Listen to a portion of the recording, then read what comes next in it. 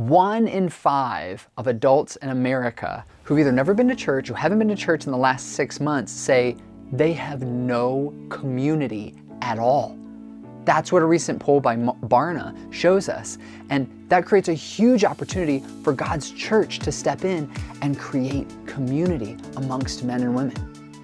But have you ever been to church and you've still felt lonely? You've wondered why people aren't reaching out to you.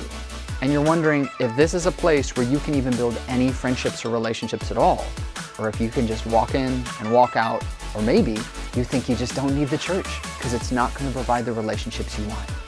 If you've ever felt that way, or if you're feeling that way right now, please stick around because we're going to help point to how church, even if it might feel lonely sometimes, can be game-changing for us in building true, deep relationships.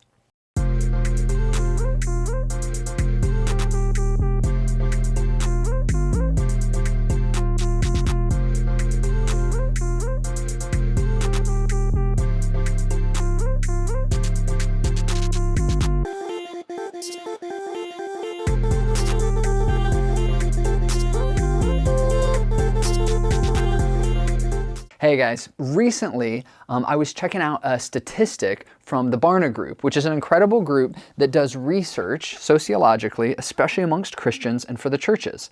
And while I was encouraged by some things, I was also discouraged by others because I have a real heart for those of us who struggle with loneliness, with the fact that when we're on our own, we might feel isolated. Or frankly, when we're with others, even in a local church, we can still feel lonely. Here's what it said. This is talking about fostering relationships. And it said, when they asked U.S. adult churchgoers if they talked to anybody before church or during church or after church, at least half of them said they do. Over half of them connect with a pastor or with other attendees or with church staff. And in my opinion, that's great. I'm going to be honest with you. I work at a staff of a church. I'm a pastor. And one of my most important moments of Sunday mornings isn't just getting to lift my hands in song and worship, isn't just getting to hear from a sermon, isn't just getting to take the Lord's Supper. It's the divine appointments that God sets up in real relationships with real people. One of my favorite things is standing out in front of one of our doors and greeting people as they come in and giving them a hug and saying, hey, I've been praying for you about this. How's that going? Oh, how was your week? Give me the real answer, right? All of those are so special and fill me up because I know and can see God is working in the hard stuff, in the great stuff, and everything in between. Here's what kind of discouraged me a little bit though, and if you're a little bit younger, you're going to want to key into what this says. It said there were key differences based on the age of the person at church and how much they engaged with others. What do you mean, Bob? Well, boomers were significantly more willing to talk to others during Sunday church, before, during, or after service, than Gen Z or millennials. Ouch. Boomers are talking to other attendees, like 73% of them are. Whereas those of us who might be millennials or Gen Z, somewhere between Gen Z 32% or millennials 49%, less than half of us are sticking around to talk to other people in church. I got to ask you that question. One, are you going to your church? Are you going to God's community, which is there for you and needs you? Or are you staying home? And secondly, if you are going, do you show up early? Or do you just show up on time or late? And maybe most convictingly, do you stick around? I don't care if your church has wooden pews or comfy seats. I don't care if it's a giant new building or a tiny little old one. Do you stick around to try and build relationships with the real flesh and blood people of your church? Or do you skedaddle back home so you can take a nap or grab a sandwich for lunch or watch some more Netflix or just get ready for the work week and maybe even do some work on the weekend? Don't do those things. One of the most important things that can happen on Sundays is you just talking to 1 or 2 or 3 or 4 people. So don't make this trend true of you, especially if you're younger, that you actually stick around and talk to other people. I want to mention a little book that was written by a guy named Jeremy Linneman, which is called Why Do We Feel Lonely at Church? Because it feels like that shouldn't be the case, right? We shouldn't have to feel lonely in God's community and in the worshiping community of us who are together and together on mission. But it happens. And he says simply, loneliness is the unsurprising symptom of an individualist society. He says, some of this may not be your fault. It may not be my fault. Our society that we live in is so individualist that it only focuses on us. And frankly, I only focus on me. So when I'm in community, I'm not quickly thinking, oh, how do I go out and connect with other people? Whether to serve them or to encourage them or be convicted by them or love them. I'm not thinking of the community as much as I'm thinking of myself. Frankly, that may be your question for today. Is my relationship with church mostly about them, God's community, or is it mostly just about me? Anyway, I have talked to my wife, who's awesome, before, and she's described friendships in terms of circles. There's your closest circle, maybe the 1 or 2 or 3 or 4 people who are just the tightest.